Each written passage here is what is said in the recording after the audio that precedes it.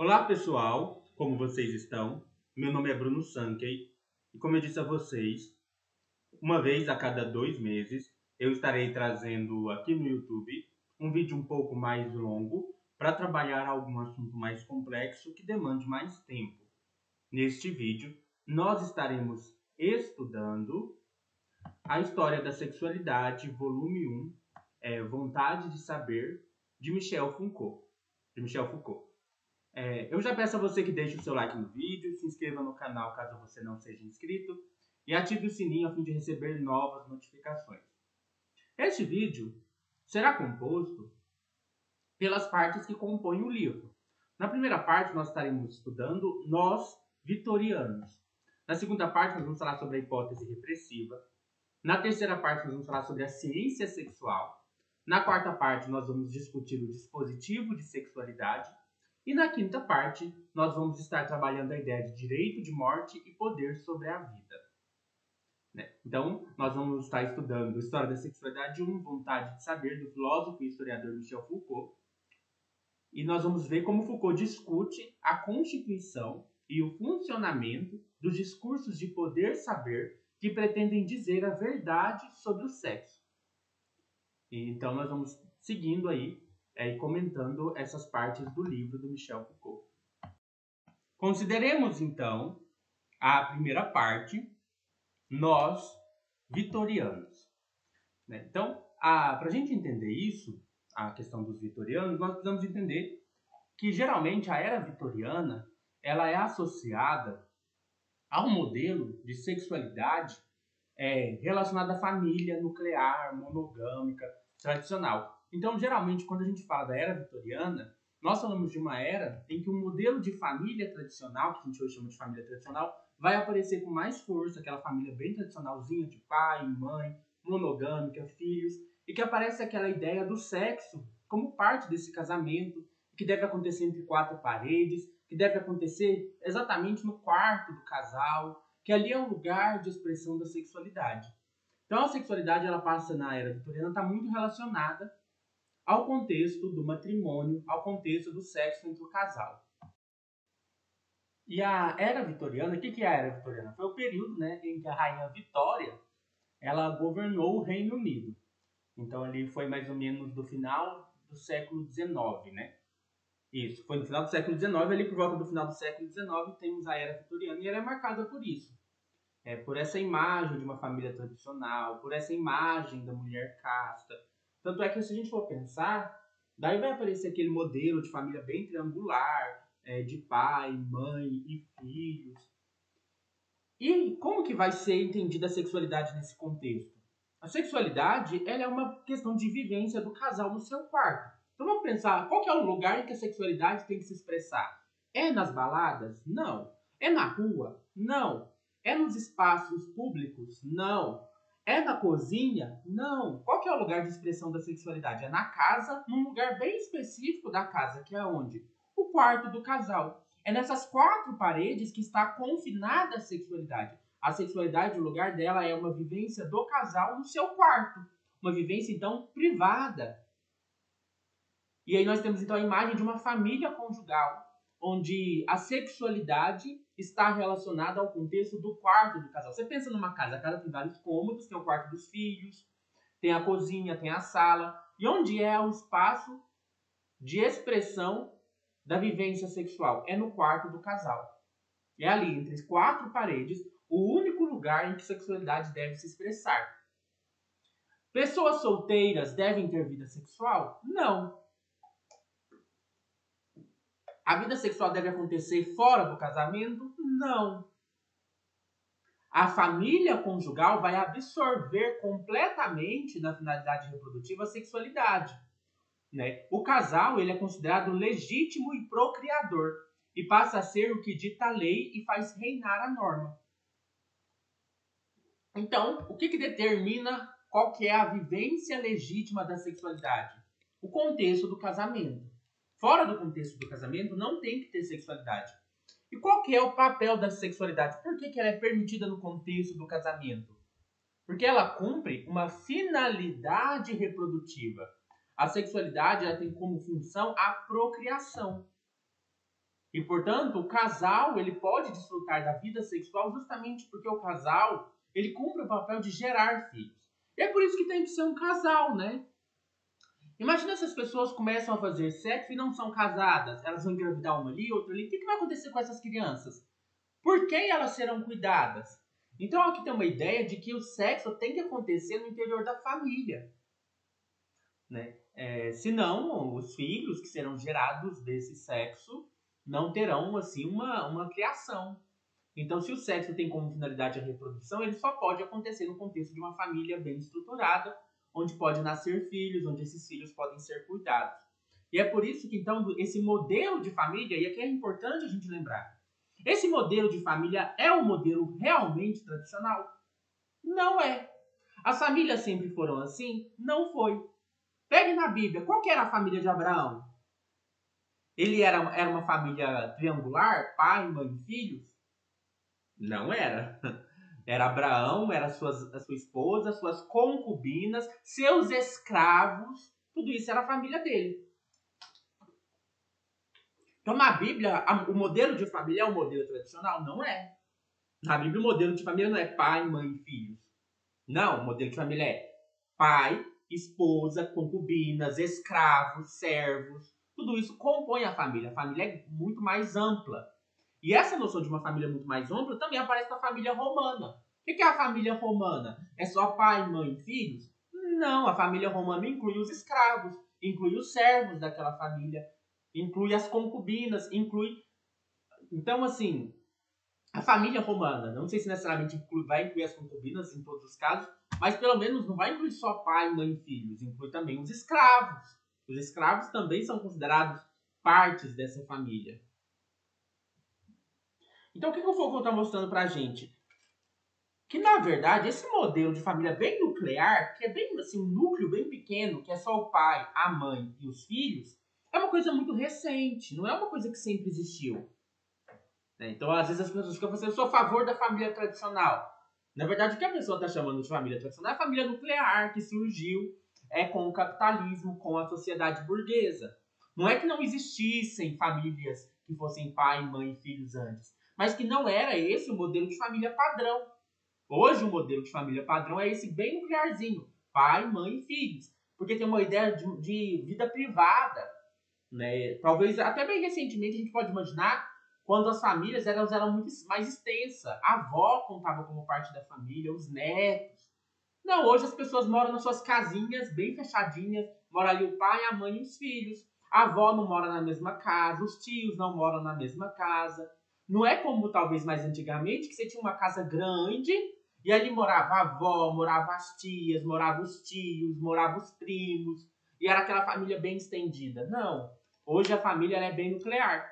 E é engraçado a gente ver isso, as pessoas levantando a bandeira da família tradicional, falando que família é pai, mãe e filhos, mas esse modelo, na verdade, é um modelo recente.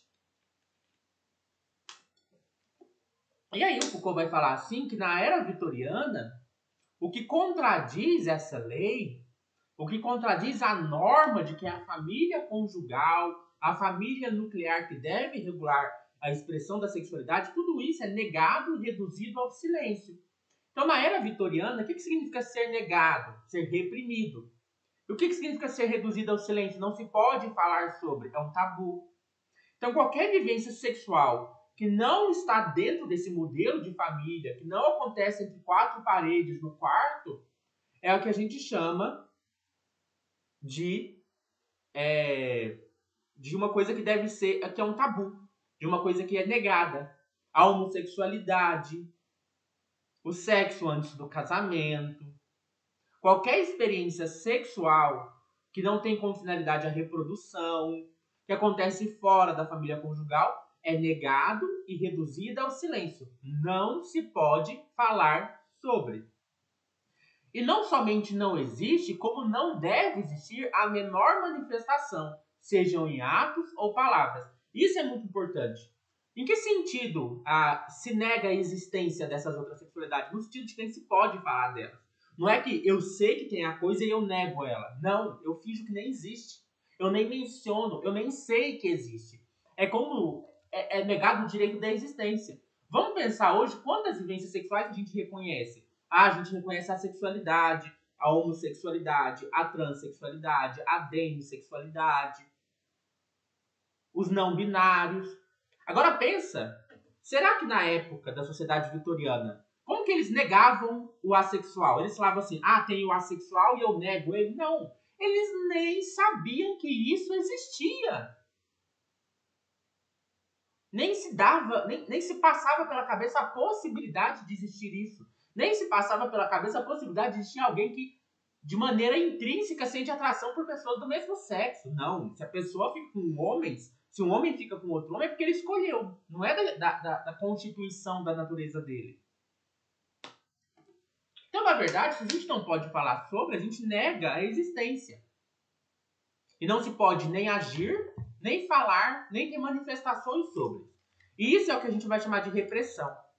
Isso é próprio da repressão e é o que distingue das interdições mantidas pela simples lei penal.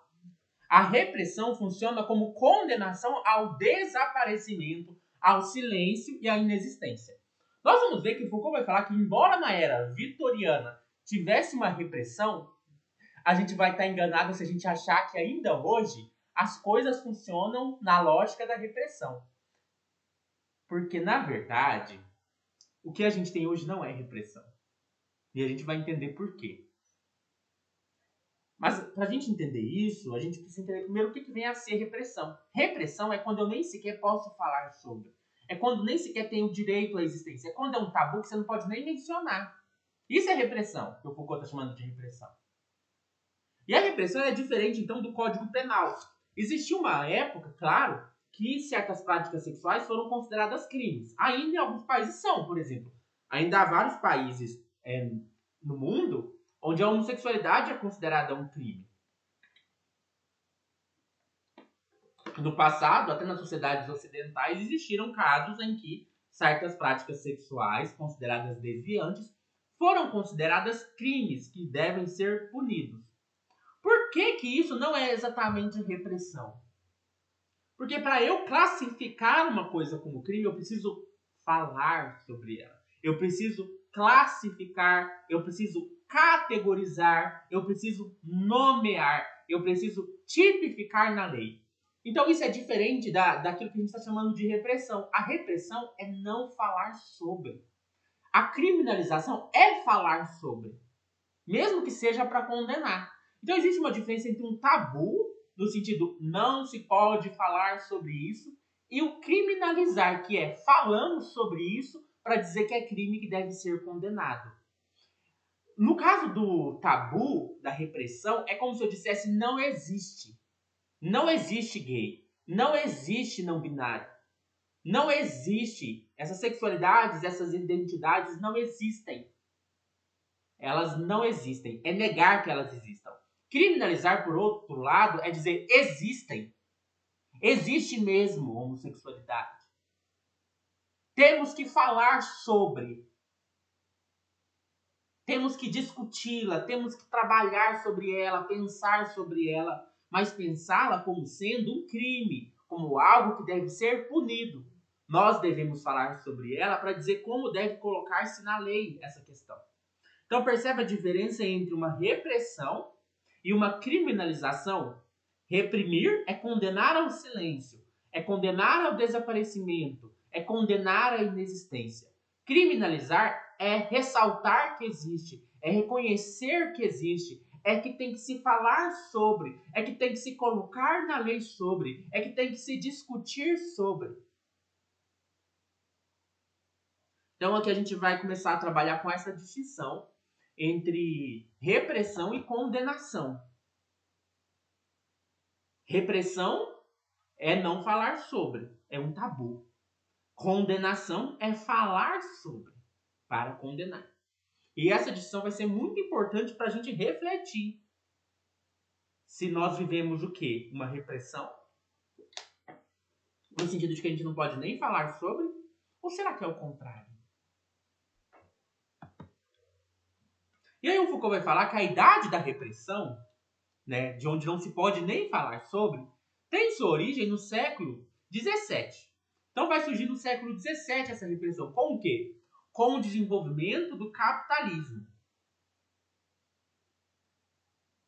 Então, quando vai surgir uma coisa de repressão mesmo? Com o capitalismo. Isso quer dizer que antes, na história da humanidade, não havia condenações a certas práticas sexuais? Claro que havia. Mas você poderia falar sobre elas no confessionário. Na verdade, você poderia chegar lá no seu padre e falar assim, padre. Na verdade, o pessoal até falava muito sobre, né? Tinha que colocar no direito canônico, tinha que escrever quais práticas sexuais são pecado. E, na verdade, o que as pessoas eram incentivadas era a falar sobre. Se você teve uma prática sexual considerada desviante, o que você tem que fazer? Procurar um padre. Conversar sobre. Falar sobre. Nas leis, nos princípios, nos catecismos, não sei. Mas no papel, isso também é falado sobre. Tem que classificar. Ah, masturbação é pecado. Sodomia é pecado. Então, tem que falar sobre. Não é bem repressão no sentido de que não pode nem falar sobre. Então, uma repressão nesse sentido de que não se pode falar sobre, na verdade, tem a ver com o capitalismo no início do século XVII, onde o sexo é mandado para uma esfera bem privada. Percebe? O capitalismo privado, onde onde tem uma separação muito clara entre aquilo que é privado e aquilo que é público. Porque o capitalismo traz um pouco disso, daquilo que é minha propriedade privada e daquilo que é público, que é coletivo. No capitalismo, então, você tem uma ideia de um indivíduo mais nuclear, do indivíduo que tem sua casa, do indivíduo que tem sua família. Então é nesse contexto que é dito, não, a sexualidade tem que ficar no contexto da casa, do lar, da família. E aí o Foucault vai falar que com isso, com o capitalismo, a ideia do sexo reprimido não é somente objeto de teoria. A afirmação de uma sexualidade que nunca fora dominada com tanto rigor como na época da hipócrita burguesia vitoriana, é acompanhada pela ênfase de um discurso destinado a dizer a verdade sobre o sexo, a modificar sua economia no real, a subverter a lei que o rege e a mudar seu futuro. E aqui a gente vai começar a pensar se repressão é a melhor palavra mesmo. Porque observe o que o Foucault está dizendo. As pessoas estão falando da idade da repressão, existe ali a idade da repressão, a coisa deve ser jogada para o contexto da família, e há uma ênfase, primeiro há uma hipocrisia, né? Porque na verdade a gente sabe que tinha a família lá tradicional, quem mais sofreu com essas repressões eram as mulheres, porque homens traíam suas esposas, tinham amantes, então era uma hipocrisia, na verdade. Eu acho que sempre foi, né, na verdade. Principalmente no caso do homem. Essa coisa de uma vida casta, virgem, pura, sempre foi exigência para as mulheres, né? No papel dizia que o homem também tinha que cumprir isso, mas na prática não era o que acontecia. Mas a gente agora vai precisar questionar se realmente o que a gente está considerando aqui é repressão. Porque olha o que o Foucault fala. Ó, a época da hipócrita burguesia vitoriana é acompanhada pela ênfase de um discurso, ou seja, fala. Então a gente fala sobre. E esse discurso tem uma pretensão de dizer qual que é a verdade sobre o sexo.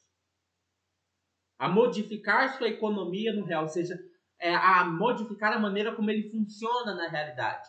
A subverter a lei que o rege e a mudar o seu futuro. O que ele está falando aqui? E aqui a gente vai agora começar a questionar uma coisa que a gente chama de hipótese da repressão. O Foucault vai falar. Em relação ao que pode ser chamado de hipótese repressiva, ou seja, a hipótese de que há uma repressão, podem ser levantadas algumas dúvidas se realmente é de repressão que a gente está falando. Primeiro, a repressão do sexo é uma evidência histórica? Quando a gente olha para a história, o que aconteceu de fato foi que o sexo foi considerado algo que não se deve falar sobre, que é um silêncio, que deve desaparecer? Será que é isso mesmo que aconteceu? Segunda pergunta. A mecânica do poder é mesmo essencialmente de ordem repressiva? Será que o poder de controle da sexualidade necessariamente envolve repressão? Será que falar que a sexualidade foi controlada, tentou-se controlar os corpos, é a mesma coisa que falar de repressão? Porque talvez a gente esteja confundindo as duas coisas. Talvez a gente esteja pensando que porque certas práticas sexuais foram condenadas, porque a igreja, o Estado, a família tentaram controlar os corpos, isso significa que houve repressão, que o poder foi repressivo. Será que significa mesmo? Controle da sexualidade é a mesma coisa que repressão da sexualidade? Será? Terceira pergunta. O discurso crítico que se dirige à repressão cruza com um mecanismo de poder ou faria parte da mesma rede histórica daquilo que denuncia? Então aqui vai ser mais interessante da gente pensar, porque o que acontece? Existe um discurso que critica a repressão. Então vai surgir vários autores. Por exemplo, a gente tem o caso bem famoso do Wilhelm Reich, na Alemanha, que vai criticar bastante a repressão sexual. Inclusive, ele interpretou errado a psicanálise, né? Porque ele confundiu recalque com repressão. Então, isso aqui a gente não vai discutir tanto. Mas o Wilhelm Reich, ele achou que a psicanálise condenava a repressão sexual. Quando, na verdade, não era exatamente isso, né? Porque a psicanálise trabalha com uma ideia de recalque, que tem a ver com conteúdos que o nosso consciente barra, que o nosso superego barra, mas barrar esses conteúdos não é a mesma coisa que repressão. Uma pessoa pode ser reprimida sexualmente, mas conseguir investir sua energia sexual na arte, na música, na cultura. Então a repressão não necessariamente é algo ruim. E uma pessoa pode ter uma vida sexual extremamente livre, fazer sexo todo dia, toda hora, e mesmo assim ser uma pessoa recalcada, porque na verdade desejos sexuais eles não se satisfazem desse jeito. Mas isso a gente não vai discutir tanto, que o Wilhelm Reich interpretou mal a psicanálise, mas é interessante a gente ver que o Wilhelm Reich é um cara que se dizia psicanalista e condenava a repressão sexual. Ele achava que a repressão sexual era praticamente a origem de todos os males. Por que veio o nazismo? Repressão sexual. As pessoas reprimiram sua sexualidade e deu nisso. Por que as pessoas dão câncer? Tem câncer. Repressão sexual. Então ele vai achar que a repressão sexual é uma coisa que deve ser criticada porque está por trás de todas as doenças, de todos os males sociais. E aí o que o Foucault está questionando? Será que esse discurso que critica a repressão cruza com um mecanismo de poder? Ou faria parte da mesma rede histórica daquilo que denuncia? Será que um discurso, que isso vocês vão ver que é interessante quando a gente trabalhar melhor, será que esse discurso que condena a repressão não faz parte ele mesmo da sociedade de controle? O próprio Marcuse, né, ele vai ter um conceito que ele chama de dessublimação repressiva.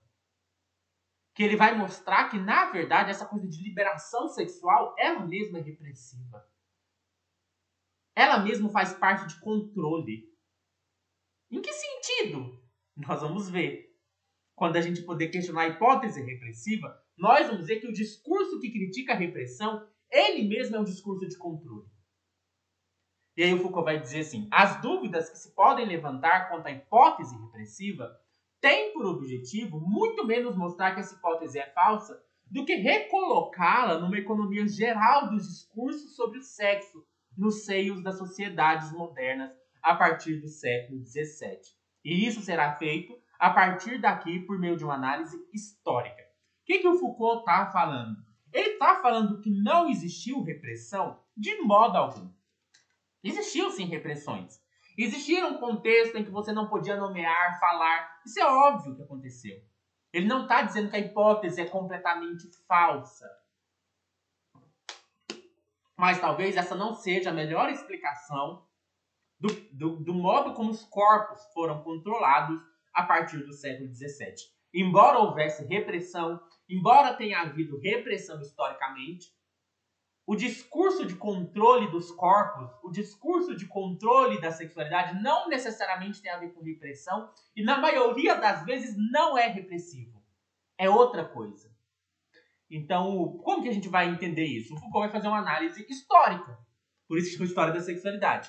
Então ele vai analisar do ponto de vista histórico se a gente pode falar de repressão ou se faz mais sentido pensar em outra coisa, em outra maneira, em outro tipo de mecanismo de poder por meio do qual os corpos foram controlados. Vamos então agora para a segunda parte do vídeo, onde a gente vai analisar a hipótese repressiva. E aí, nessa análise da hipótese repressiva, a gente vai considerar algumas questões. A incitação do discurso, a implantação perversa e esses dois pontos, né? Que são dois pontos que o Foucault discute nessa parte. Então, vamos falar sobre a incitação do discurso. O Foucault vai dizer assim, o século XVII foi o início de uma época de repressão própria das sociedades burguesas. Então, de novo, Foucault está negando que houve repressão? Não. Claro que houve repressão. Houve nesse período de tempo uma proibição de que se falasse explicitamente sobre o sexo com a imposição do silêncio e da censura. O que o Foucault está dizendo? Tudo bem, houve um período, principalmente no século XVII, em que realmente, se a gente for considerar a hipótese repressiva, ela faz muito sentido. Porque nesse período você não podia nem falar sobre essas coisas. Você não poderia nem falar explicitamente sobre sexo. Na verdade, sexo é uma coisa que é para acontecer entre quatro paredes. Não se pode falar sobre sexo na rua. Não se pode falar sobre sexo na padaria. Não se pode falar sobre sexo na igreja. Não se pode falar sobre sexo com seus amigos. Sexo é uma coisa para ser falada, vivida e manifestada entre quatro paredes na intimidade do casal. Sexo é só para aquele contexto. Não se pode nem falar sobre sexo em outros contextos. E aí é nesse sentido que há uma imposição do silêncio e da censura. Então essa proibição do discurso, de simplesmente não pode nem falar sobre, é o que a gente chama de repressão.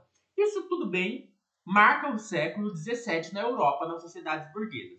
Mas a partir do século XIX, quer dizer, a partir do século XVIII, século seguinte, o Foucault vai falar que vai acontecer uma coisa diferente. Ele vai dizer assim: no século XVIII, no entanto, surgiu uma proliferação de discursos sobre o sexo no próprio campo do exercício do poder. Incitação institucional a falar do sexo e a falar dele cada vez mais. Olha que engraçado, por que o Foucault está falando que houve uma incitação do discurso? Porque a partir do século XVIII, o que acontece no século XVIII? Psiquiatria, classificação das parafilias, a ideia de homossexualismo, transtorno homossexual, doença homossexual. Listas de comportamentos sexuais que são doentios. O que acontece no século XVIII? É a ideia de que não se deve falar sobre sexo? É o contrário, tem que falar muito sobre sexo. Fale, fale, fale, fale, fale. Então não é repressão naquele sentido que a gente estava usando.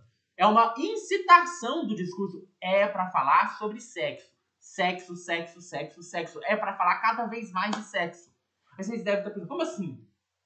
É para falar cada vez mais de sexo para dizer que o sexo deve ser praticado? Não. É para você categorizar todos os comportamentos sexuais que são desviantes, que são doentios. É para falar qual é a causa, qual é o tratamento.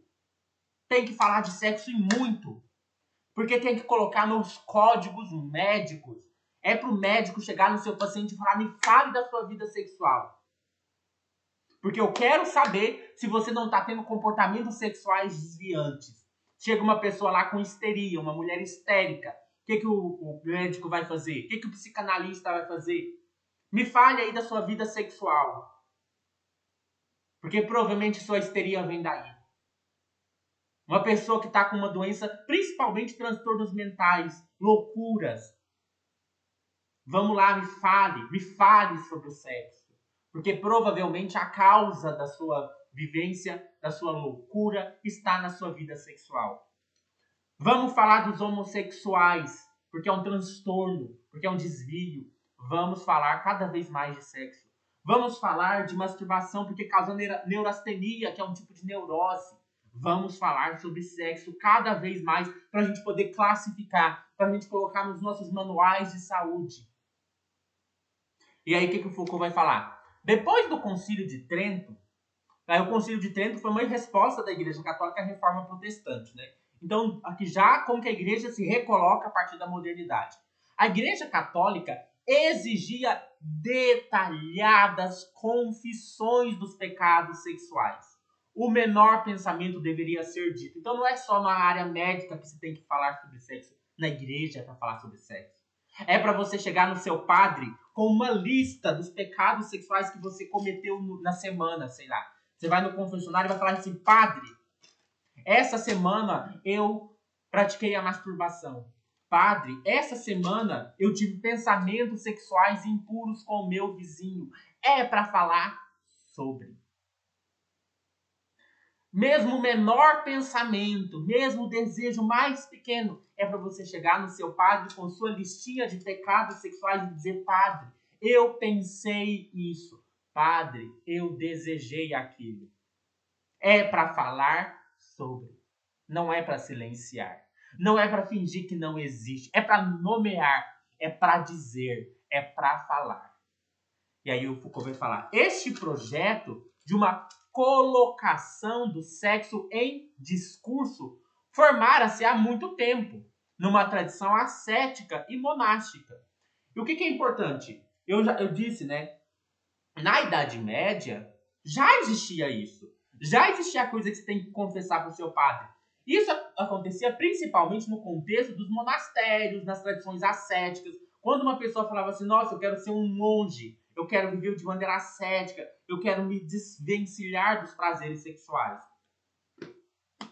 Para você se desvencilhar dos prazeres da carne, você tem que saber quais são esses prazeres. Você tem que listar quais são os prazeres que você tem que evitar. Você tem que pensar sobre eles. O que o Foucault está falando, existiu isso. Sempre existiu. Só que com a Idade Moderna, só que com o século 17 para o 18, o que vai acontecer? Que isso é uma norma para todos. É um padrão. Todos devem falar sobre sexo. Todos devem ter sua vida sexual analisada. Tudo deve ser falado e colocado no discurso sobre o sexo. Então não é que antes não existia, é que agora virou uma regra para todos. Foucault diz, essa necessidade de dizer tudo foi incorporado pela literatura. Então você vai ter romances, você vai ter livros, você vai ter obras falando sobre o sexo. O homem ocidental passou a estar atado à tarefa de dizer tudo sobre seu sexo. Parece até uma fixação, né? Quando a pessoa só fala sobre aquilo. Fale sobre sexo, sexo, sexo, sexo. É para falar sobre. Então o que o Foucault quer que a gente pense é que esse tipo de controle da vida sexual é diferente de um controle repressivo. Porque no que ele está chamando de repressão, é proibido falar sobre. Nesse caso, você tem que falar sobre. Você é controlado justamente por isso. O que acontece quando eu tenho que falar até dos meus menores pensamentos para um padre? Quer dizer que esse padre tem controle sobre a minha vida, ele sabe tudo sobre ela. E aí o Foucault vai dizer, por volta do século XVIII, nasce uma incitação política, econômica e técnica a falar do sexo sob forma de análise, de contabilidade, de classificação e de especificação através de pesquisas quantitativas ou causais. Então, na verdade, há uma incitação, tanto política, quanto econômica, quanto técnica, de falar sobre sexo. Por quê? Porque agora é preciso classificar as doenças sexuais. É preciso especificar as parafilias. É preciso investigar as causas dos desvios sexuais. É preciso fazer pesquisas estatísticas e quantificar quantas pessoas sofrem de desvios sexuais. É preciso considerar o aspecto político desses desvios sexuais. Como utilizar as instituições para levar as pessoas à cura desses desvios sexuais. Como considerar quais técnicas devem ser utilizadas em relação a esses desvios sexuais. É preciso considerar as contas, os cálculos de como a gente vai tratar esses problemas. Cumprir a falar do sexo como de uma coisa que não se deve simplesmente condenar ou tolerar, mas gerir. O que é o sexo? É uma coisa a ser simplesmente condenada ao silêncio? Não. É uma coisa a ser tolerada e aceita? Também não. É uma coisa a ser gerida. É preciso fazer uma gestão do sexo. Igual um gestor gere uma empresa de maneira técnica, como um especialista, agora a saúde, o psiquiatra deve controlar, gerir o sexo. Então não é simplesmente condenar para a obscuridade, nem é tolerar no sentido de aceitar. É regular, é controlar, é classificar, é tratar, é trabalhar naquilo. É inserir em sistemas de utilidade, é regular para o bem de todos, é fazer funcionar segundo um padrão ótimo. É por isso que também tem aspectos políticos e econômicos, porque se acredita que uma vida sexualmente saudável produz mais bem-estar, que uma pessoa sexualmente saudável produz mais, que uma sociedade sexualmente saudável é uma sociedade mais feliz, socialmente saudável. Então é preciso dizer qual que é e como deve ser a vida sexual. O sexo se tornou questão de polícia, uma questão de política, uma questão que envolve vigilância, que envolve um olhar, que envolve um controle. E é isso que o Foucault vai chamar de polícia do sexo, no sentido dessa gestão do sexo, desse controle do sexo. Ele vai dizer: a polícia do sexo se apresenta como a necessidade de regular o sexo por meio de discursos úteis e públicos, e não pelo rigor de uma proibição. O sexo passa a ser considerado pela biologia, pela medicina, pela psiquiatria, pela demografia, pela psicologia e pela política. Então, polícia aqui não está sendo usado naquele sentido da polícia que bate lá na sua porta, né, para te prender. Na verdade, o sexo não é para ser proibido. O sexo é para ser regulado. É para ser classificado. É para ser controlado. Isso que é a polícia, a vigilância do sexo. E aí o sexo passa a ser uma questão de biologia. Homossexualidade é um desvio biológico. É um desvio orgânico. Não é um pecado. Não é um crime. É um desvio orgânico. O que é a homossexualidade na medicina? Na psiquiatria? É um transtorno. Na demografia, é uma coisa que deve ser medida estatisticamente como um desvio da norma. Na psicologia, é a raiz de todos os males. É o que provoca as neuroses. Então, há uma incitação do discurso sobre o sexo. Uma vontade de saber sobre o sexo. Percebe de onde vem o título, né? Vontade de saber sobre o sexo. Não é de proibi-lo, não é de reprimi-lo. É de falar sobre e geri-lo. E aí o Foucault vai falar de uma implantação perversa. Ele vai dizer assim: essa época foi iniciadora de heterogeneidades sexuais. Porque o que acontece? Os conceitos de homossexualidade não existiam até o século XVIII. Né? Antes você tinha comportamentos sexuais. Então o que a gente precisa pensar aqui para a gente entender isso aqui? Antes do século XVIII, a ideia padrão é que existem pessoas e elas têm comportamentos. Esses comportamentos sexuais, eles podem ser comportamentos que têm como finalidade a procriação, e aí é um comportamento ok, ou é um comportamento que não tem como finalidade a procriação, e aí é um comportamento que deve ser condenado, que aí é a sodomia. A sodomia é o comportamento sexual que não procria. Então, por exemplo, um comportamento sexual, se eu faço sexo com minha esposa sem usar camisinha nem nada, é sexo vaginal. Isso aí é um sexo ok, porque tem a possibilidade de procriação. Se eu faço sexo com camisinha, não pode. Se eu faço sexo sem a finalidade de reprodução, se eu faço sexo com uma pessoa do mesmo sexo, com um animal, tudo isso são práticas sexuais que são pecaminosas, que são sodomia. Então, o que acontecia antes? Você tinha a ideia de comportamento sexual. Era só um comportamento. E qualquer pessoa poderia praticar esse comportamento. Fazer sexo com uma pessoa do mesmo sexo não quer dizer que você é homossexual, que você tem uma orientação. Não, fazer sexo com uma pessoa do mesmo sexo quer dizer que você está fazendo um comportamento que não reproduz, que é a sodomia. Então, a sodomia, por exemplo, era um comportamento. O que acontece a partir de agora? Acontece que as práticas sexuais, elas determinam um modo de ser, uma essência, um tipo de pessoa. A pessoa que faz sexo com pessoas do mesmo sexo não é uma pessoa que está tendo um comportamento que qualquer outra pessoa poderia ter. A pessoa que faz sexo com pessoas do mesmo sexo é um tipo de pessoa. É uma pessoa que é homossexual, que ela tem a natureza de ser homossexual. E isso é um desvio. Percebe que se eu estabeleço uma norma do que é o sexo certo, eu estabeleço desvio.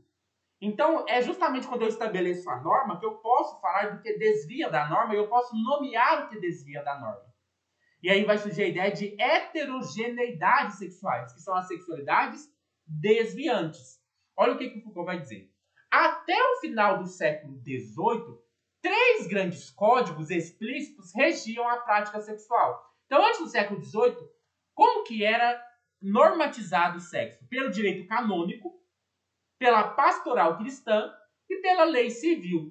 Então existia a igreja dizendo o que é pecado e o que não é, e existia o Estado dizendo quais práticas sexuais são crimes e quais não são. Então, quem regulava o sexo? A igreja, com a ideia de pecado, e o Estado com a ideia de crime. E qual que era a régua usada para isso? Todos estavam centrados nas relações matrimoniais. O sexo dos cônjuges era sobrecarregado de regras e recomendações. Porque o que acontece? Todos esses códigos tentavam regular a prática sexual, principalmente no contexto do matrimônio. Você pode fazer sexo com sua esposa? Pode, mas tem que ser de um certo jeito. Tem que ser com finalidade procriativa. Você não pode fazer coito interrompido. Se você faz coito interrompido com sua esposa, tá errado. Você não pode fazer sexo anal porque não procria. Não pode. Você não pode usar métodos anticoncepcionais. Claro que nessa época ainda não existiam os métodos anticoncepcionais que temos hoje. Né? Mas com a pílula e tudo mais, existem outras formas. Não pode, porque não procria. Mas perceba que quando você desviava da norma, ou você estava cometendo um pecado ou um crime. E aí o Foucault vai dizer: romper as leis do casamento ou procurar prazeres estranhos eram considerados dignos de condenação. Então, fazer sexo fora do casamento, fazer sexo com uma pessoa do mesmo sexo, tudo isso era considerado digno de condenação. Aí ele vai falar assim: na lista dos pecados graves, quais eram os pecados graves? O estupro, relações fora do casamento. Qualquer relação fora do casamento geralmente era classificada como estupro. Agora perceba, se um marido abusasse sexualmente da sua esposa, isso não contava como estupro, era débito conjugal. A mulher deve ao marido sexo, então a mulher não pode se recusar a fazer sexo com seu marido na concepção dessa época.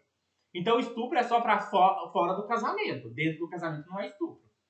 Adultério era errado, mas claro, quem sofria mais com essa condenação eram as mulheres, pois a gente já sabe. O rapto, o incesto espiritual ou carnal, ou seja, o incesto tanto praticado sexualmente quanto o incesto espiritual, ou seja, praticado no pensamento. Não vou saber dizer muito bem qual é a distinção que o Foucault fez, né, entre o incesto espiritual ou carnal. Provavelmente está pensando em algum código que tinha essa classificação. Também a sodomia, que a gente viu que é o sexo que não reproduz, ou a carícia recíproca, como a masturbação a dois, por exemplo. Isso não reproduz. Você fica lá, você está aqui fazendo... Se você pegar no órgão genital de uma pessoa e ficar estimulando aquele órgão, isso não vai reproduzir, então não pode. E aí o Foucault vai dizer assim: isso era no contexto dos pecados. E no contexto da lei? Quanto aos tribunais, podiam condenar tanto a homossexualidade quanto a infidelidade. Percebe que só a partir do século XVIII que vai aparecer mais claro a ideia de homossexualidade. Antes a ideia que aparecia mais era de sodomia. Então, no caso da lei, poderia ser crime o casamento sem consentimento dos pais e a bestialidade. O que é a bestialidade? Sexo com animais. Que depois, no discurso médico, vai se transformar em zoofilia. Mas aqui a gente chama de bestialidade, era o sexo com animais, que era ou um pecado ou um crime. Então perceba, antes do século XVIII, quais são as categorias que a gente utiliza? Pecado ou crime. Isso é muito importante a gente ter em mente. Ou é pecado ou é crime, ou é os dois. As proibições relativas ao sexo eram fundamentalmente de natureza jurídica, ou seja, era crime, era algo contra a natureza, era algo contra a lei. Ou era um pecado, que é ir contra Deus, contra a lei de Deus, ou era um crime, que é contra as leis dos estados. Então o que regular? Quais são os conceitos, as categorias que regulavam o sexo antes do século XVIII? A ideia de pecado ou a ideia de crime, a ideia de uma infração da lei. Durante muito tempo, os hermafroditas, que hoje a gente chama de pessoas intersexo, né, foram considerados criminosos, já que sua disposição anatômica, seu próprio ser, embaraçava a lei que distinguia os sexos e prescrevia sua conjunção. Então, o que acontecia? Estava lá na lei assim: homem deve se casar com mulher, sexo deve ser feito no contexto do matrimônio. Aí tem uma pessoa que você não sabe se é homem ou mulher, porque é confuso. Ela tem genitais de um sexo, seios de outro, ou os genitais dela mistura coisas dos dois sexos. Então quer dizer que essa pessoa está fora do que a nossa lei prescreve. Então, na verdade, ela é uma criminosa. Ou ela está em pecado, ela sofre do pecado. Isso que é importante dizer. Até o século XVIII, o que desviava da norma ou era pecado, ou era crime, ou era os dois. Isso, no entanto, vai mudar. A partir do século XVIII, vai aparecer vários autores, principalmente entre os intelectuais, entre pessoas estudadas, que vão dizer assim: desvios sexuais não são nem pecado nem crime. Homossexualidade não é pecado. Homossexualidade não é crime. Talvez a gente olhe esses discursos e fale: que lindo, só que não. Porque, na verdade, o que eles estavam dizendo é que, na verdade, nós deveríamos usar uma outra categoria. Homossexualidade não é pecado, nem crime, é uma doença. Bestialidade não existe, o que existe é zoofilia, é uma doença. Não é sodomia, é homossexualismo, é uma doença. Não é um comportamento desviante, é uma deficiência da pessoa. Percebe agora a mudança? Antes era um comportamento que estava sendo condenado. Agora é a pessoa que está sendo condenada. Ou que está sendo classificada. Percebe que tem uma diferença? Eu olhar para uma pessoa e falar assim: você tem comportamentos sodomitas, ou seja, você faz sexo que não procria, você está tendo esse comportamento, é uma coisa. Eu estou focando no comportamento. Quando eu digo você tem um transtorno de homossexualismo, estou dizendo que a pessoa é. Eu estou classificando um tipo de pessoa. Percebe? Até a nossa ideia de orientação sexual hoje vem daí. Homossexualidade não é um comportamento. Homossexualidade é um tipo de pessoa. E esses intelectuais vão dizer isso. Olha, nós temos que mudar o discurso. Homossexualidade, desvios sexuais são problemas de saúde. São psicopatologias, são transtornos, desvios orgânicos, doenças. Foucault vai dizer. No entanto, a proliferação dos discursos do século XVIII e XIX provocou duas modificações.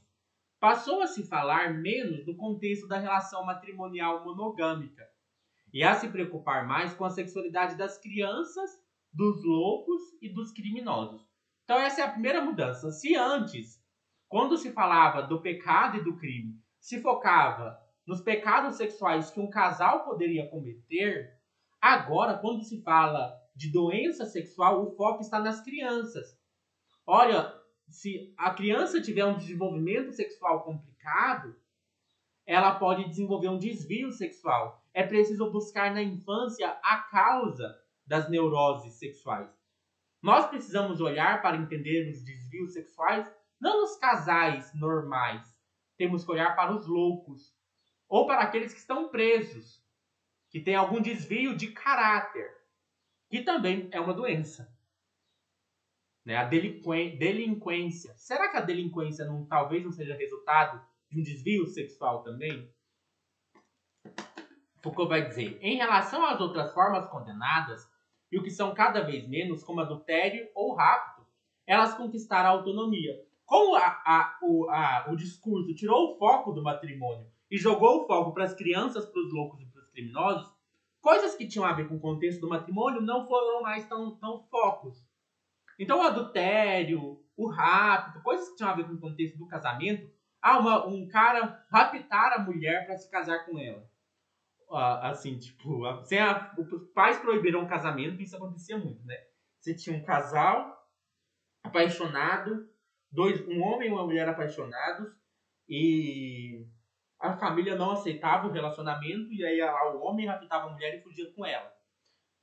Parou-se de falar tanto sobre isso. Adultério também, principalmente no caso dos homens, parou de falar tanto sobre isso. Você não vai ter um transtorno de adultério. Não existe um transtorno sexual de adultério. Porque agora a gente quer falar de transtornos sexuais. E para falar de transtornos sexuais, falar de adultério, falar de rapto não faz tanto sentido. Mas falar de homossexualismo, falar de desvios sexuais da infância, falar de delinquência e suas causas na sexualidade, agora faz mais sentido. E aí o Foucault vai falar assim que surgem as sexualidades periféricas, que são as sexualidades desviantes. E ele vai dizer que para lidar com isso vai ser diferente de proibir. Porque agora a gente não está falando de pecado ou crime. Pecado ou crime você proíbe, doença não. Você não fala assim, você está proibido de ficar gripado. Existe uma lei que proíbe ficar gripado. Você também não diz, ficar gripado é um pecado. não deve ser praticado. Não, quando uma coisa é uma doença, não é pela via da proibição, é outra via. E aí, ao invés da proibição, o Foucault vai falar que vão aparecer quatro operações. Uma que ele vai falar de dispositivo de vigilância, outra que ele vai falar de especificação dos indivíduos, outra que ele vai falar de perpétuas espirais de poder e prazer, e uma quarta que ele vai chamar de dispositivos de saturação sexual. Então são 4 operações, ao invés da proibição de considerar crime ou pecado, na realidade vão ser 4 operações que vão, por assim dizer, regular essa questão. Então vamos considerar cada uma dessas operações. A primeira operação é o que a gente chama de dispositivo de vigilância. O Foucault diz assim: há uma mudança no mecanismo de poder, não só porque a lei e a penalidade são substituídas pela medicina e pelo adestramento, mas também porque a tática instaurada não é a mesma. Instaura-se um dispositivo de vigilância em todo canto onde possa haver o risco de sexualidades periféricas, como a sexualidade infantil, se manifestarem. Então, quando uma coisa é pecado ou ela é crime, você vigia para punir. Né? Então, você penaliza, você proíbe e penaliza. Por exemplo, quando uma pessoa cometia uma sodomia, ela poderia chegar no padre e o padre ia passar uma penitência. Então, ela seria punida de alguma maneira. Ou quando uma pessoa praticava sodomia e era um crime no país, ela poderia ser presa ou alguma coisa assim. No caso, se a homossexualidade agora é uma doença, o homossexualismo, então na realidade, na medicina, você precisa vigiar a pessoa. Ela precisa ser adestrada. Ela precisa ser colocada sob vigilância. E aí como que fazer isso? Principalmente com as crianças. Então o que é importante, né? Às vezes o pai tinha um filho e ele chegava no médico e o médico falava assim: fica de olho no seu filho, vigia seu filho, porque tem que ficar de olho para ver se ele não vai cometer algum desvio sexual, se não vai aparecer alguma doença sexual nele. Então vigia seu filho. Se ele começa, por exemplo, a brincar com o pipiu dele e começa a se masturbar, chega lá e fala assim: filho, não pode. Vigia, você tem que vigiar o seu filho. Né? Se o seu filho começa a gostar de vestir vestido de menina, vigia, porque alguma coisa pode ter um transtorno aí começando. Não é assim que a gente faz com doença? Né? Quando a gente quer prevenir uma doença, a gente não tem que vigiar. Os médicos, os pediatras não fazem isso. Tem que vigiar para prevenir a doença. Então isso a gente vai chamar de dispositivo de vigilância. É um tipo de vigiar para prevenir. É um tipo de vigiar para ver se não vai acontecer. Se não vão aparecer sintomas de desvios sexuais. Vigiar mesmo para saber se não vai ter alguma coisa ali que indica que no futuro a pessoa vai desenvolver um transtorno sexual. Vamos então prosseguir. O segundo tipo de operação, que é a especificação dos indivíduos. Há uma incorporação das perversões e nova especificação dos indivíduos. Surgem diferentes espécies de perversos. Os homossexuais, os fetichistas, os zoófilos, os automonossexualistas, os mixoscopofílicos, os ginecomastos, os presbiófilos. Né? O que são todos esses termos? Esses termos são termos médicos que vão aparecer nesta época. Então perceba que a gente tem uma outra operação. A proibição ela foca no comportamento. Então quando a gente pensa desvios sexuais como crime ou pecado, a gente está pensando em proibir comportamentos. Então a gente especifica comportamentos. Quando a gente está falando de saúde, quando a gente está falando de doença, quando a gente está falando de desvios sexuais como doença, a gente especifica indivíduos. Então existem tipos de indivíduos. Tipos de pessoas que têm uma doença. Quais são eles? Homossexuais, então pessoas que têm algum tipo de atração sexual por pessoas do mesmo sexo. Fetichistas, né? Pessoas que para fazer sexo tem que ter um elemento a mais, como um objeto, focar numa parte do corpo, vestir uma certa roupa, se travestir do outro gênero. Os zoófilos, que são aqueles que praticam sexo com animais, então eles sentem atração sexual por animais, é uma doença. Os automonossexualistas, aqueles que praticam a masturbação. Os mixoscopofílicos, que se eu não me engano, são aqueles que sentem prazer no olhar. Os voyeuristas, né, que a gente chama hoje. Os ginecomastos, que é um tipo de hermafrodita, né, que é um homem que os seios, os peitos crescem. Os presbiófilos. Quem que são os presbiófilos? São aqueles jovens que sentem atração sexual por pessoas muito mais velhas do que eles. O que é isso tudo? Doentes. Pessoas doentes. Não são pessoas em pecado. Não são pessoas cometendo crime. São pessoas com doenças. Terceiro, que é as perpétuas espirais de poder e prazer. Aí o Foucault vai dizer assim, mais do que as antigas proibições, essa nova forma de poder questiona, fiscaliza, espreita, espia, investiga, apalpa, revela. Mas também é poder que se deixa invadir pelo prazer que persegue. Olha que coisa legal. Que coisa interessante. Por que é uma espiral? Vai aumentando, ó, poder e prazer, poder e prazer. Se antes as pessoas falavam assim, é proibido, não pode falar sobre, agora tem um olhar, eu quero ver, eu quero falar, eu quero pegar. O que o médico faz? Você chega lá no médico, peraí, você tem uma doença sexual, vamos apalpar, vamos pegar no saco escrotal do homem, apertar e ver se tem alguma coisa ali errada. Vamos apertar os seios para ver se tem algo errado. Vamos fazer um exame médico. Vamos pegar a mulher e vamos fazer uma análise ginecológica. Vamos analisar a vagina dela. Tem que apalpar, tem que investigar, tem que ver, tem que olhar. Tem que investigar, perscrutar. E por que isso é poder, isso é controle, mas é também prazer. Prazer de perseguir, prazer de ver, prazer de investigar, uma vontade, um desejo de ver, de investigar, de fiscalizar, de espiar. Deixa eu ver como é que você está fazendo sexo. Deixa eu investigar. Por isso é uma espiral de poder e prazer. É diferente da mera proibição. E a quarta operação são os dispositivos de saturação sexual. O que é isso? Foucault vai dizer assim, existem dispositivos de saturação sexual, como a família e a escola, que aparecem como redes complexas, saturadas de múltiplas sexualidades. Então, dispositivos são mecanismos. Mecanismos de controle, de poder. Quais são esses mecanismos onde vai ter uma maior vigilância da sexualidade? Onde vai ter os lugares onde vai se espreitar mais essa sexualidade? Na família e na escola. E o Foucault vai chamar esses espaços de dispositivos de saturação sexual, onde essas sexualidades se expressam, são vistas, são investigadas. Por isso há uma saturação.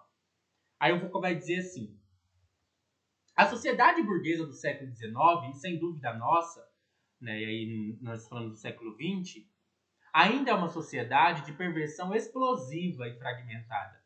A sociedade moderna é perversa. É cheio de desvios sexuais, real e diretamente. As sexualidades múltiplas constituem o correlato de procedimentos precisos de poder. Tais comportamentos polimorfos, ou seja, diferentes formas de desvios sexuais, foram consolidadas mediante múltiplos dispositivos de poder. O crescimento das perversões é produto real da interferência de um tipo de poder sobre os corpos e seus prazeres. É através da consolidação das sexualidades periféricas que as relações do poder com o sexo e o prazer se ramificam, se multiplicam, medem o corpo e penetram as condutas. Prazer e poder não se anulam, não se voltam um contra o outro. Seguem-se e entrelaçam-se. Percebe por que não é repressão? É porque quanto mais se fala sobre, mais se espreita, mais se investiga, mais se quer saber, mais se quer classificar, mais se quer observar, mais se quer perscrutar. E quanto mais você investiga, quanto mais você fala, quanto mais você classifica, mais perversões aparecem, mais as perversões se multiplicam. É o contrário de repressão. A repressão quer fazer desaparecer. Esse tipo de poder quer fazer aparecer, quer fazer se manifestar, quer fazer se proliferar. Desse modo, é preciso abandonar a hipótese repressiva, a hipótese de que as sociedades industriais modernas inauguraram um período de repressão mais intensa do sexo. O que o Foucault está falando, a repressão não ficou mais intensa, não, é o contrário, ele vai dizer.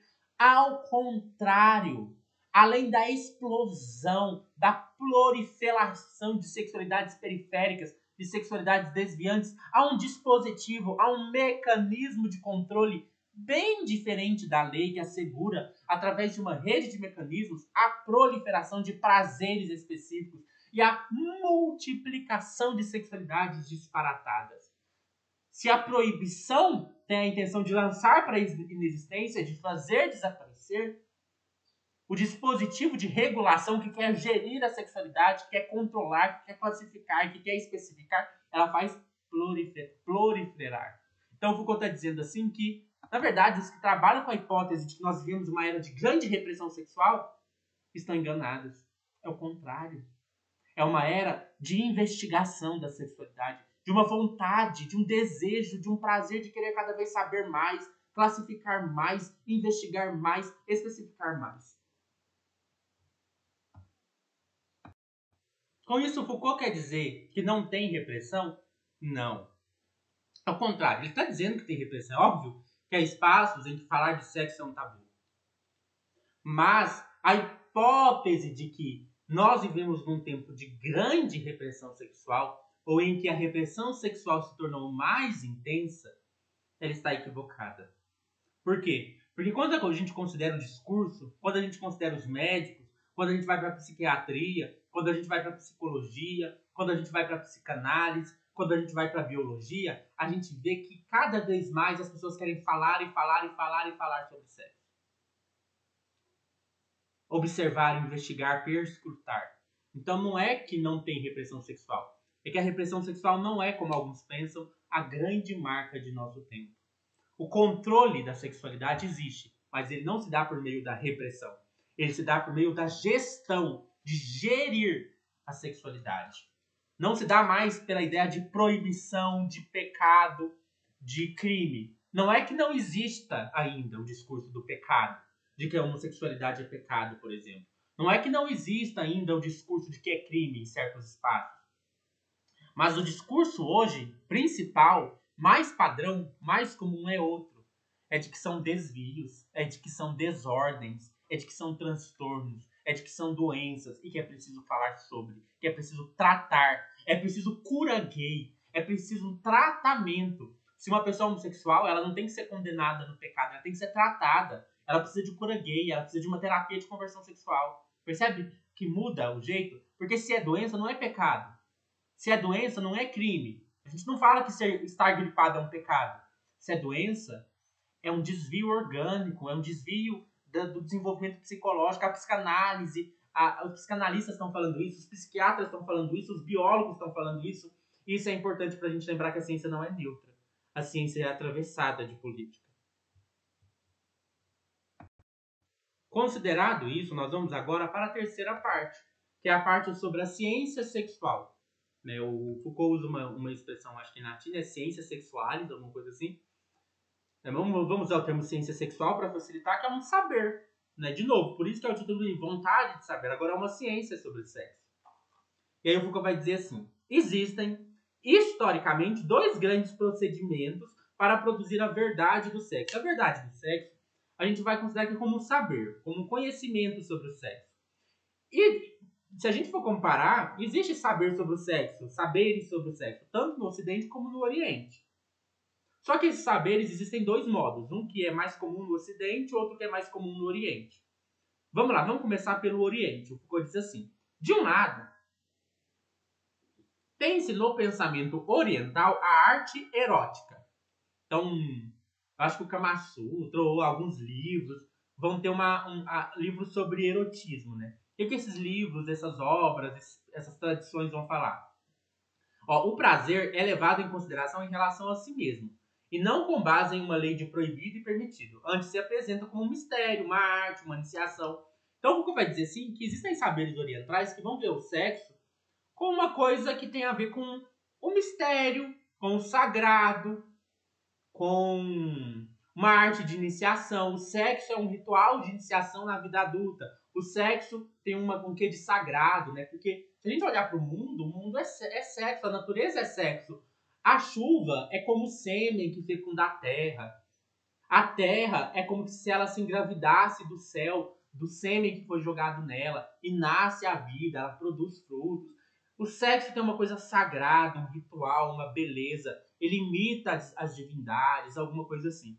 Esse tipo de saber sobre o sexo, o Foucault vai chamar de arte erótica. É uma arte. Percebe? É um tipo de conhecimento que é uma arte. Mas existe um outro tipo de conhecimento que é uma ciência. O Foucault vai falar assim. Do outro lado, tem-se no Ocidente a ciência sexual. A ciência sexualis. Uma forma de poder saber, um discurso científico. Então, o que o Foucault quer dizer quando ele faz isso? Ele vai dizer assim, não é porque as pessoas estão falando, discursando sobre o sexo, que necessariamente isso é uma questão de controle. No Oriente, existem tradições que falam muito sobre o sexo, mas como uma arte, como um rito, como uma iniciação, como um mistério. Então, não necessariamente falar sobre o sexo quer dizer que tem controle. Mas no Ocidente tem, porque no Ocidente é diferente do que acontece no Oriente. Enquanto no Oriente você tem uma arte erótica que fala do sexo como um mistério, no Ocidente você tem uma ciência sexual. Aí o Foucault prossegue. Desde a Idade Média, as sociedades ocidentais colocaram a confissão entre os rituais mais importantes de que se esperava a produção de verdade. No entanto, a confissão se transformou consideravelmente. A partir do protestantismo, da Contra-Reforma, da pedagogia do século XVIII e da medicina do século XIX, a confissão perdeu sua situação ritual e exclusiva. Difundiu-se, foi utilizada em toda uma série de relações: crianças e pais, alunos e pedagogos, doentes e psiquiatras, delinquentes e peritos. Então, o que o Foucault quer dizer com isso? Sempre existiu no Ocidente um espaço onde as pessoas deveriam falar muito sobre o sexo, sobre sua vida sexual. E esse espaço era o espaço da confissão. Você ia lá no padre e falava da sua vida sexual, confessando seus pecados. Agora, na modernidade, agora nas sociedades capitalistas, isso mudou a partir do século XVIII, indo para o século XIX. Por que mudou? Primeiro que a Igreja Católica perdeu força com o protestantismo, por exemplo. Os protestantes falam que você não precisa confessar seus pecados a um sacerdote. Você pode confessar eles diretamente a Deus em oração. Então, primeiro que essa confissão da igreja perdeu força. Mas isso não significa que a confissão desapareceu. Agora, a gente se confessa para todos. Não é só mais para o padre. A gente tem o filho tem que se confessar para o pai. O aluno tem que se confessar para o professor. Os doentes têm que se confessar para o psiquiatra. Os criminosos têm que se confessar para os peritos. Hoje a gente tem que falar de nós, não só para o padre, tem que falar para o seu médico. Chega lá no seu médico, você tem que contar para ele sua vida sexual, não é mais para o padre. Por isso que antes estava circunscrito a um contexto, que era o da igreja, da confissão ali, hoje agora é uma regra para todos. Os professores vigiam a vida sexual dos seus alunos. Os pais vigiam a vida sexual dos seus filhos. Os médicos vigiam a vida sexual dos seus pacientes. Os peritos vigiam a vida sexual dos delinquentes. Então, como que a confissão sexual, que antes era uma coisa da igreja, se tornou uma coisa científica? Como? O Foucault vai falar que por meio de 4 meios, ele vai dizer assim, existem 4 meios e princípios da extorsão de confissão sexual de modo científico. Antes a confissão era uma coisa da igreja. Só a gente pensar, gente, o que aconteceu nessa época? O que acontecia? Antes as pessoas procuravam um padre para confessar sua vida sexual. Agora as pessoas procuram um psicanalista. Ficam horas e horas lá confessando para os psicanalistas seus pecados. E aí o Foucault vai citar, então, 5 meios de como essa confissão sexual tomou forma científica. O primeiro ele vai chamar de codificação clínica do fazer falar.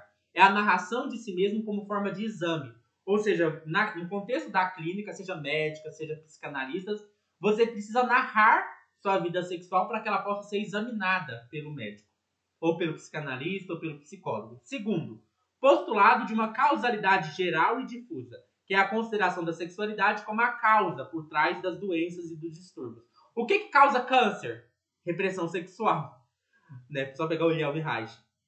O que causa dores no corpo? Repressão sexual. O que causa histeria? Repressão sexual.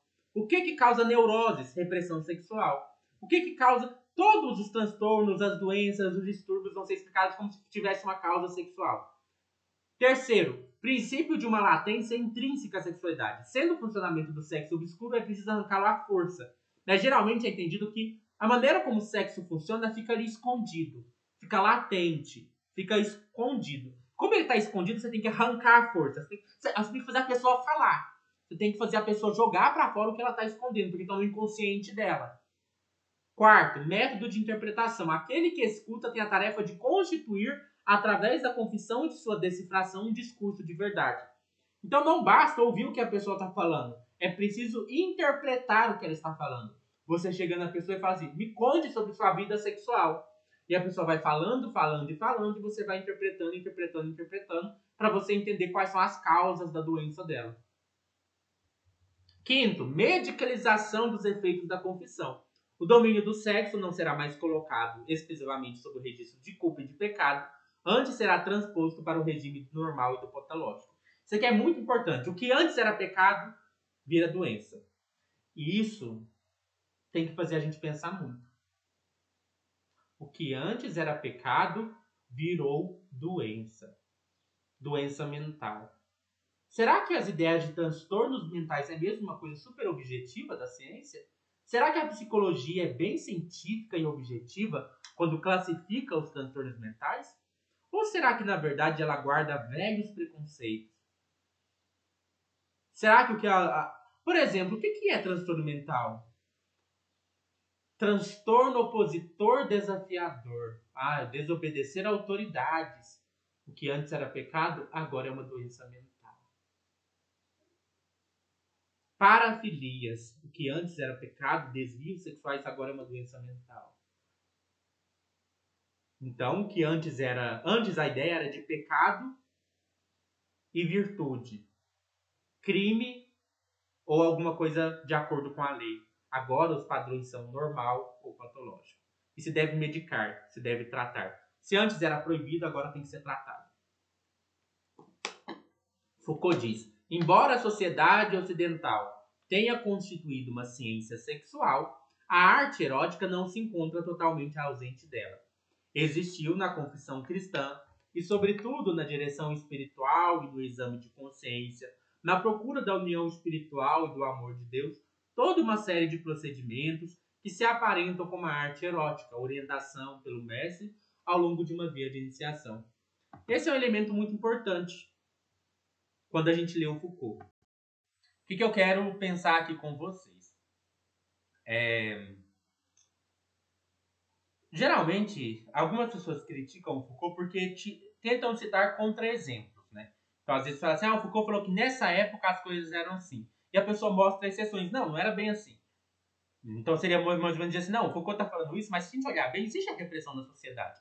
E esse é um erro que muita gente tem quando lê o Foucault. O Foucault está falando de uma coisa que era um padrão na sociedade. Não quer dizer que não existissem outras coisas.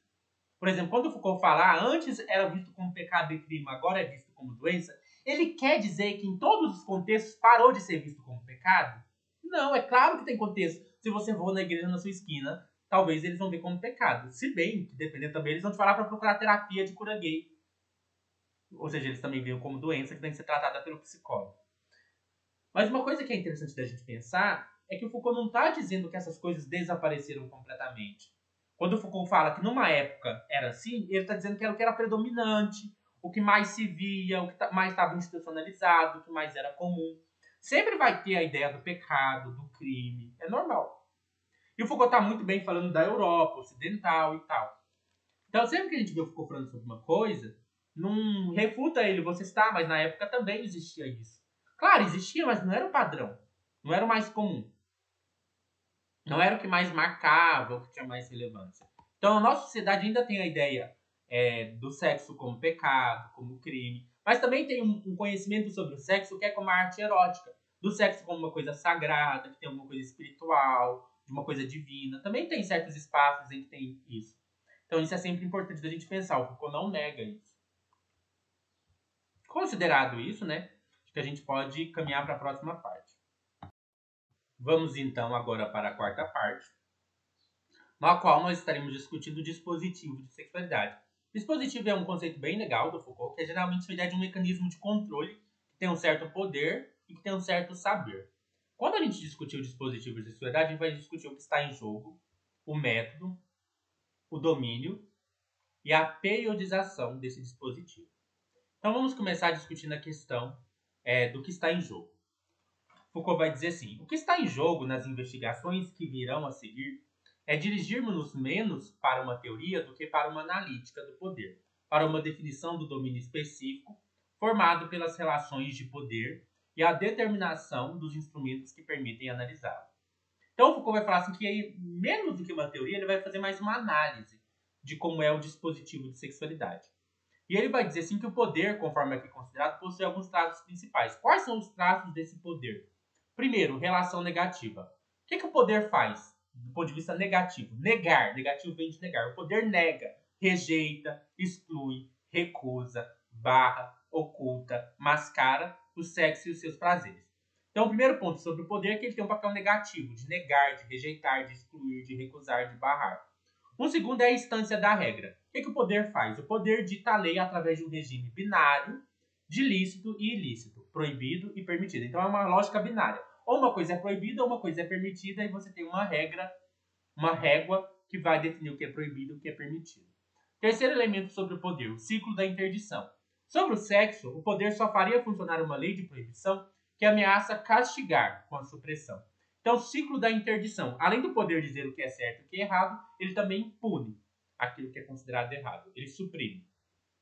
Um quarto elemento sobre o poder é a lógica da censura. O poder que interdita toma três formas: afirmar que não é permitido, impedir que se diga e negar que exista. Então, o que o poder faz? Ele afirma que aquilo não é permitido, ele impede que se fale sobre aquilo e ele nega que aquilo exista, o que impõe um princípio de inexistência, de não manifestação e de silêncio. E o poder ele tem uma unidade, que ele vai chamar de unidade do dispositivo. O poder sobre o sexo se exerce do mesmo modo a todos os níveis, de uma forma uniforme e homogênea, como direito, como jogo entre o lícito e o ilícito, a transgressão e o castigo. Então, o dispositivo de poder tem uma certa uniformidade, ele se aplica a todos, em pessoas de todos os níveis. Então, esses são 5 elementos, na verdade, que caracterizam um poder. Depois, o Foucault também vai falar do método. Ele vai falar assim: entendendo-se que os discursos sobre o sexo surgem de relações de poder múltiplas e móveis, é preciso colocar preliminarmente 4 regras, que não são realmente imperativos metodológicos, mas precisões da prudência. Quais são as regras meio assim, tipo aquelas regras do discurso do método Descartes, né? Umas regrinhas flexíveis, mas para a gente entender essa questão do poder. A primeira ele vai chamar de regra de imanência. A regra de imanência consiste em não considerar que existe um certo domínio da sexualidade que pertence de direito a um conhecimento científico, desinteressado e livre, mas entender que a sexualidade se constitui como domínio de conhecer a partir de relações de poder.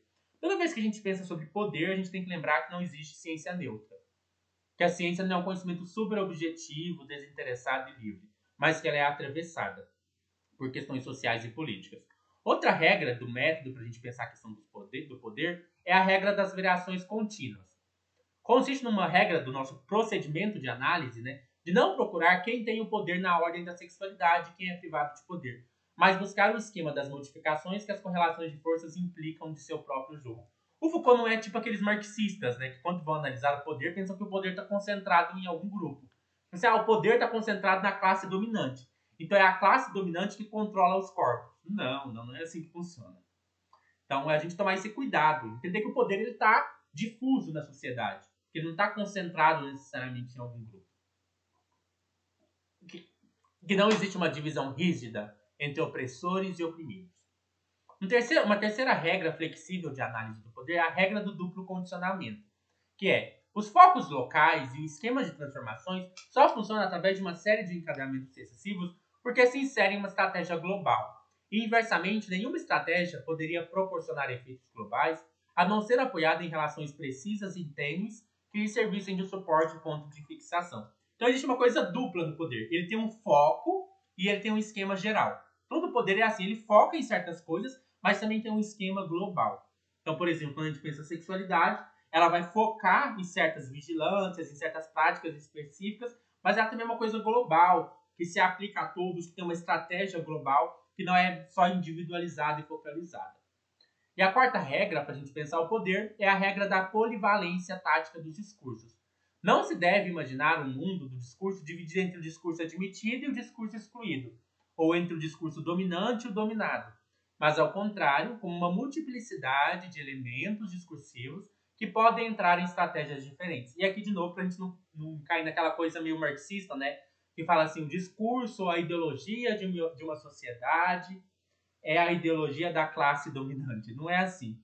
Na verdade, você tem múltiplos discursos, não tem uma divisão clara do que é um discurso admitido e um discurso proibido. Às vezes, se um discurso era proibido, mas ele serve a uma estratégia, ele é adotado. Então, são essas 4 regras para a gente pensar a questão do dispositivo de poder. O terceiro elemento para a gente pensar uma questão de dispositivo de poder é o domínio desse dispositivo. E o Foucault vai dizer assim: em primeira análise, parece possível distinguir, a partir do século XVIII, 4 grandes conjuntos estratégicos que desenvolvem dispositivos específicos de saber e poder a respeito do sexo. Então, qual que é o domínio? São as áreas em que aquele dispositivo, aquele mecanismo exerce seu controle. E o Foucault vai falar que quando a gente pensa no dispositivo da sexualidade, existem pelo menos 4 grandes áreas em que a gente pode ver esse dispositivo exercendo seu controle. Qual que é o primeiro? Esterilização do corpo da mulher. O segundo é a pedagogização do sexo da criança. O terceiro é a socialização das condutas de procriação. E o quarto é a psiquiatrização do prazer perverso. Vamos considerar brevemente cada um. Primeiro, a esterilização do corpo da mulher, que é a ideia da mulher histérica. A mulher histérica é a mulher reprimida sexualmente.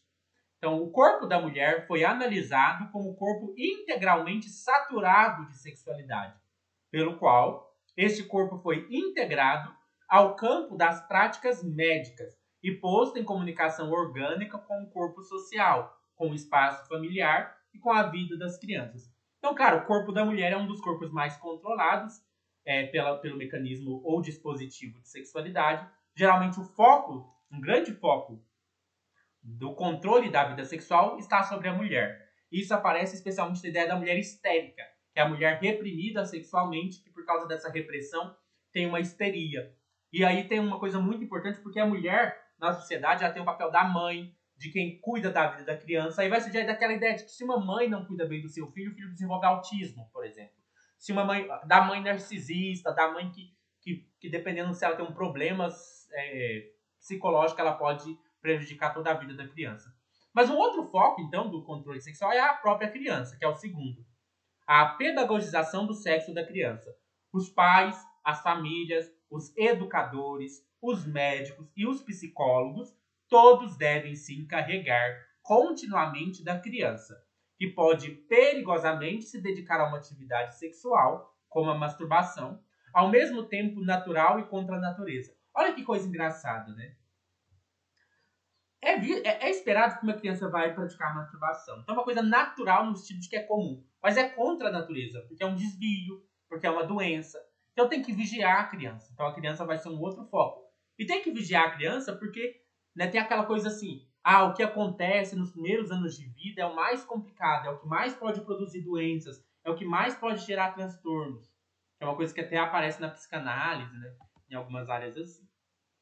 Um terceiro campo ou domínio de controle é a socialização das condutas de procriação. O Foucault vai falar socialização econômica, política e médica, que buscam incitar ou frear a fecundidade dos casais. Esse aqui é o que a gente chama de controle de natalidade, né? Então, um outro foco do controle sexual desse mecanismo é quando a gente precisa pensar na natalidade. Existem casos em que é interessante aumentar a natalidade, né? Então, por exemplo, num país que tem poucos jovens e muitos velhos e que você precisa de força de trabalho, você tem que fazer as pessoas fazer mais sexo. Numa sociedade em que tem muitas pessoas e tem pouco alimento, poucos recursos, você tem que controlar o sexo. Então, esse é um outro elemento, um outro campo onde há esse controle. E o quarto é a psiquiatrização do prazer perverso.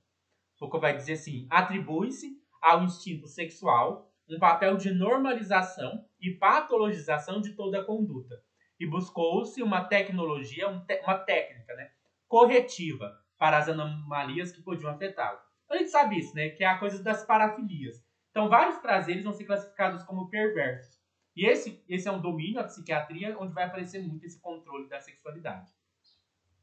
Foucault vai dizer assim: pode-se admitir, sem dúvida, que as relações de sexo tenham dado lugar em toda a sociedade a um dispositivo de aliança, ao sistema de matrimônio, de fixação e desenvolvimento dos parentescos, de transmissão dos nomes e dos bens.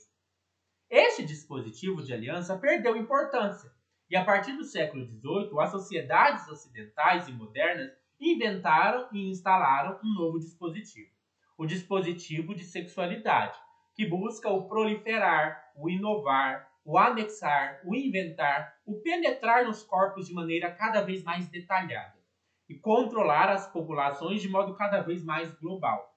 No entanto, um dispositivo não substitui o outro, antes eles se articulam. De novo, aquela coisa que eu expliquei do Foucault. Quando ele fala de momentos históricos, ele não está falando que uma coisa que existia no momento histórico desapareceu quando surgiu o outro. Nem está dizendo que naquela época não existia coisas parecidas com o que existe hoje. Ele está dizendo o que é mais padrão, o que é mais comum. E ele vai dizer que antes do século XVIII, o mais comum era o dispositivo de aliança, que é o do matrimônio. O foco está no casamento, na família. Então era um dispositivo focado no casamento e na família. E focado nas ideias de pecado e de crime. Então o adultério, o rapto, como a gente viu. Hoje, a sexualidade não está focada na família, no casamento. Está focado nas sexualidades desviantes. No louco, nos transtornos, na doença. A categoria agora é doença mental. Quer dizer que um dispositivo anulou o outro? Não, os dois coexistem. Mas hoje o que predomina é o que é o dispositivo de sexualidade. E algumas vezes o dispositivo de sexualidade se associa com o de aliança. E eles acabam se articulando. Então essa ideia do sexo no matrimônio e a ideia das sexualidades desviantes não deixam de se intercruzar. Um quarto elemento que o Foucault fala nessa parte do dispositivo de sexualidade é a periodização, ou seja, o período. E ele vai falar o seguinte: a história da sexualidade supõe duas rupturas. A primeira ocorreu no decorrer do século XVII, que é o nascimento das grandes proibições, da valorização exclusiva da sexualidade adulta e matrimonial, dos imperativos de decência, esquiva obrigatória do corpo, contenção e pudores imperativos da sexualidade. Uma segunda ruptura que aconteceu na história da sexualidade acontece no século XX, e é o momento em que os mecanismos de repressão teriam começado a se afrouxar. Então, talvez, se a gente fosse pensar na linha de desenvolvimento histórico, a partir do século XVIII, há uma tendência de proibir práticas sexuais. A partir do século XX, há uma tendência de liberalização sexual. Principalmente ali no século XX, quando vai surgir a pílula anticoncepcional. Então, é a coisa de se libertar da repressão. E eu tinha falado no começo do vídeo que a gente deveria pensar se, na verdade, esse discurso de liberalização não tem um quê de controle também. Que é uma forma de querer falar sobre o sexo, de querer classificar, categorizar, dizer, saber sobre, construir uma ciência sobre. Então, por isso que talvez não seja tão diferente, né? Foucault fala assim: numa periodização, é possível considerar a cronologia das técnicas que se formam nas práticas de confissão e penitência do cristianismo medieval e o surgimento de uma nova tecnologia do sexo no final do século XVIII, que é através da pedagogia, da medicina e da demografia, que fazia do sexo uma questão em que todo o corpo social deveria ser posto em vigilância. Já na segunda metade do século XIX, surgem duas grandes inovações na tecnologia do sexo: a medicina das perversões e os programas de eugenia. Também o Foucault vai falar que quando a gente considera os períodos na história da sexualidade, a gente pode falar de mudanças de como eram essas técnicas. Como era? Antes do século XVIII, a técnica tinha a ver com a igreja. Você ia lá no padre, confessava o seu pecado, e o que ele te prescrevia era uma penitência. A partir do século XVIII, é aquela ideia de vigiar. Tem que vigiar a criança, o professor tem que vigiar o aluno, o médico tem que vigiar o paciente, o perito tem que vigiar o delinquente. Todo mundo tem que estar sendo vigiado. Já a partir do século XIX, muda um pouco. A partir do século XIX, você vai ter a medicina, né, que vai classificar várias perversões, e você vai ter um programa de eugenia, de ter que, por exemplo, impedir que pessoas que têm desejos sexuais se reproduzam, torná-las estéreis, né, e coisas do tipo. que acontece a partir do século XIX. Outro elemento da questão da periodização diz respeito à história da difusão e da aplicação dessas técnicas. Foucault vai dizer assim: trata-se ainda, talvez, de uma datação somente das técnicas. Outra foi a história de sua difusão e do seu ponto de aplicação. As técnicas mais rigorosas foram formadas e, sobretudo, aplicadas, em primeiro lugar, com mais intensidade nas classes economicamente privilegiadas e politicamente dirigentes. Os mecanismos de sexualização penetraram nas camadas populares só depois. Então, o que se a gente até pensar, né?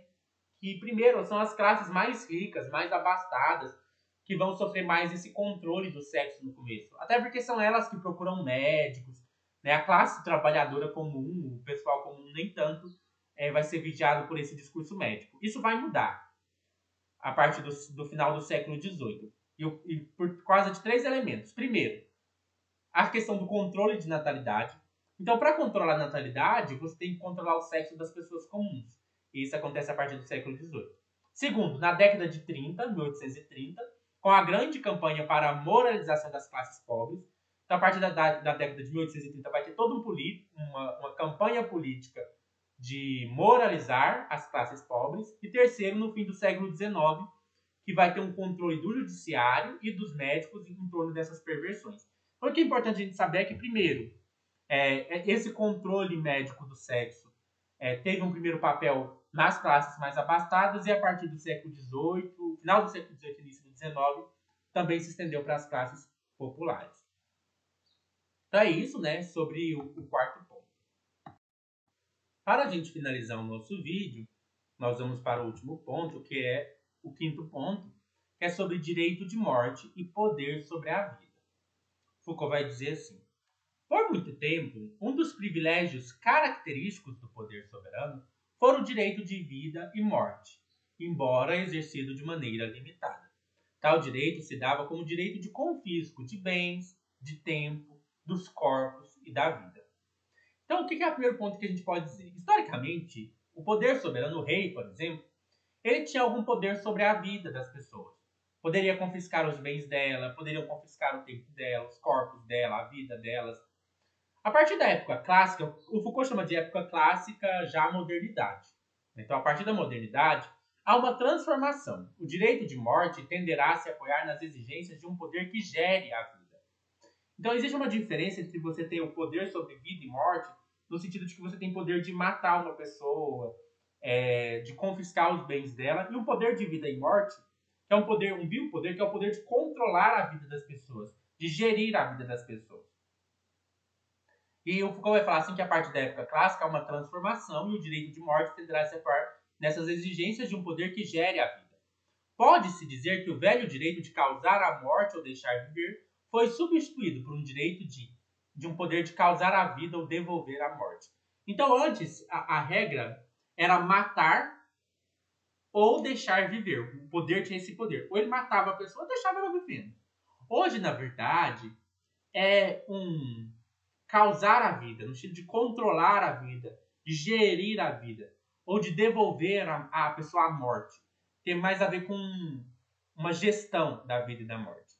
E o Foucault vai dizer assim: concretamente, esse poder sobre a vida desenvolveu-se a partir do século XVII, em 2 formas principais. O primeiro era centrado no corpo como máquina, em seu adestramento assegurado por procedimentos de poder que caracterizam 2 disciplinas: anatomopolítica do corpo humano.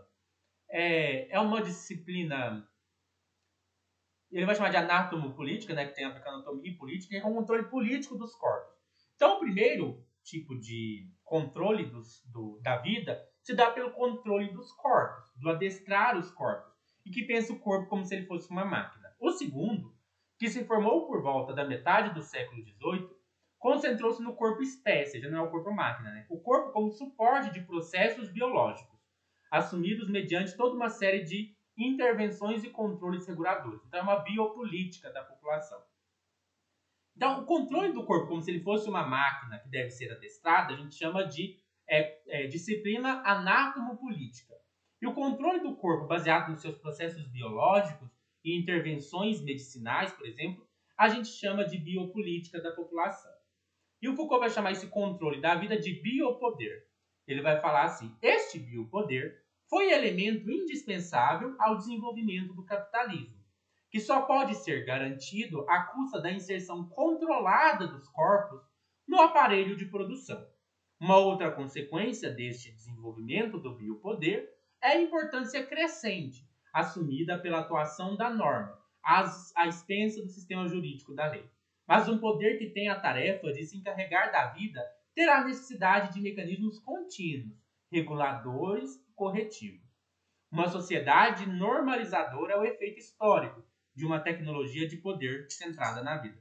Percebe como isso é diferente do passado, né? Antes o rei não estava vigiando, controlando a todo tempo a vida das pessoas. No máximo ele decidia que uma pessoa deveria morrer e deixava as outras vivendo. Hoje não se deixa viver, hoje se faz viver. Se controla a vida das pessoas, vigia-se a vida das pessoas. Isso é biopoder. Né? E no caso do sexo, se controla a vida sexual das pessoas. Foucault vai dizer assim: o sexo se encontra na articulação entre os dois eixos, ao longo dos quais se desenvolveu toda a tecnologia política da vida. De um lado, faz parte das disciplinas dos corpos e de outro, a regulação das populações. O sexo é acesso ao mesmo tempo à vida do corpo e à vida da espécie. Então, para a gente finalizar, é aquela distinção que o Foucault fez entre uma disciplina anátomo-política do corpo humano. O que é a disciplina anátomo-política do corpo humano? É controlar o corpo das pessoas, é controlar as práticas sexuais que elas podem ou não podem ter, o jeito que elas devem usar os seus corpos. E aí esse controle vai mais pelo corpo das pessoas mesmo. Já o outro controle é o controle biopolítico. Por exemplo, quando eu controlo a natalidade, quando eu falo que as pessoas têm que parar de fazer muito sexo para ter menos filhos, ou o contrário, as pessoas têm que fazer mais sexo para ter mais filhos, já é uma regulação de população. Então, de um lado, você controla a vida do corpo e outro, a vida da espécie. E isso é biopoder. E é assim que Foucault finaliza o livro dele.